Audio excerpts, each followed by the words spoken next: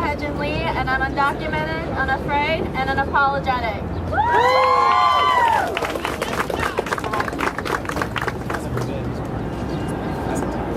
I'm so glad we are all here today to defend America's human rights. Each of us here is a witness to the stories of civil rights and justice shared with us today. Let's have a round of applause for all of us here for coming here. But let's also think about who's not here today. People in Harrisburg at Pennsylvania State Legislature trying to pass anti-immigration bills aren't the only agents of injustice. Injustice also triumphs in apathy, inaction, and in ignorance. Injustice here is injustice everywhere, as Martin Luther King has said. For those Americans who didn't make it here today, please share what you have witnessed here today so that they may be part of making our America better for all of us. Even as an undocumented activist, the reality is sometimes too overwhelming to grasp. This especially is true when I think about other undocumented women at my school, Bryn Mawr College, who has not come out yet but has been hearing about my coming out campaigns. When I think about an undocumented gentleman who wrote me a handwritten letter of support telling his story from York Correctional Center. When I think about how no one can repay the lost time for my parents who have, for the last 9 years, worked so hard as low-wage workers that people see as disposable. When I think about my sister, a high school senior, who must have gone through so many obstacles and emotional struggles that I have gone through. When I think about my friend who had been raped but could not report to the police or share with her friends or family due to the risk of deportation, it risks my heart. And the most overwhelming part is that these are not the stories of just a few people. These are resonating stories of 12 million undocumented Americans.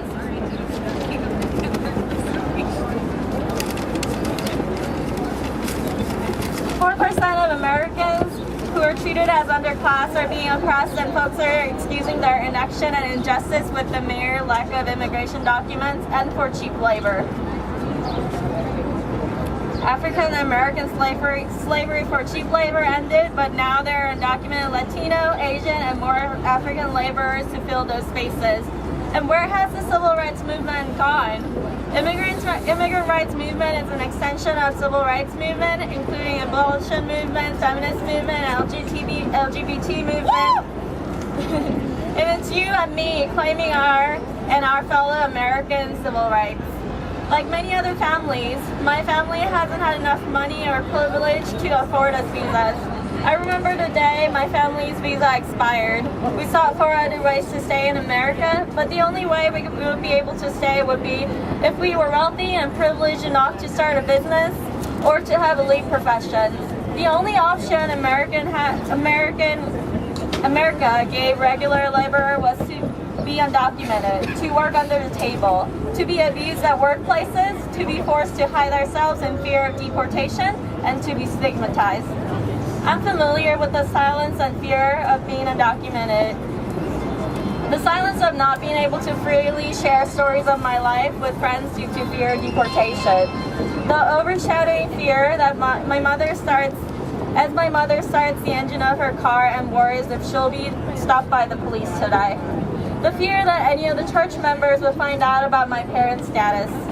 The fear that kids would make fun of my little brother at school.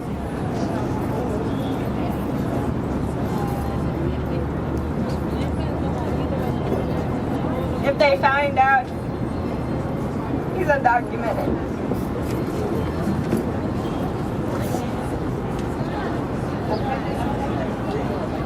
Woo! Stigma is not erased, even for the undocumented activists who have come out of the shadows. Administrators and peers told me that they were happy and proud that I came out of the shadows. But once I tried to make real changes to restore the injustice on campus, they questioned me why I was challenging the system that had made an exception for me.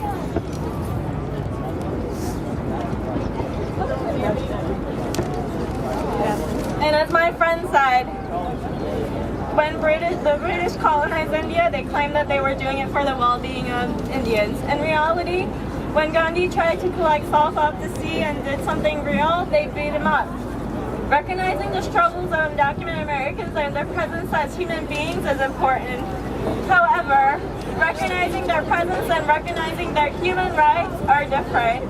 We need to know that real policy and procedure changes need to be made in organizations and institutions to truly recognize undocumented American civil rights and human rights.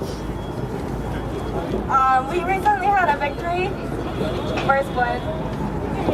Glenn here has worked with Haverford College to pass a resolution to have need-blind admissions for undocumented Americans. It'll make Haverford College the 7th college in the nation to be need-blind for undocumented Americans. Today, we continue the fight against injustice. Undocumented youths are coming out publicly, coming out of fear, silence, and stigma. Not only that, we're coming out for Miguel, an undocumented American who has been kept in York Detention Center for over 7 months, despite his U.S. citizen fiance's birth to their second son, and her having to work during her pregnancy. Undocumented Pennsylvania has been working to demand the release of Miguel for months, but the Immigration and Customs Enforcement has kept him so far. Miguel has been in America since he was 9 years old and knows no other home. The lack of documentation should not be used to oppress his human rights to life with his family and his family's well-being. Keeping Miguel in the detention center means denying freedom to an undocumented American who has righteously served his term. It means forcing his U.S. citizen fiancee work throughout her pregnancy to a point where she was hospitalized and forced not to work and give birth while her husband wasn't present. It meant forcing 2 American children to grow up without their father.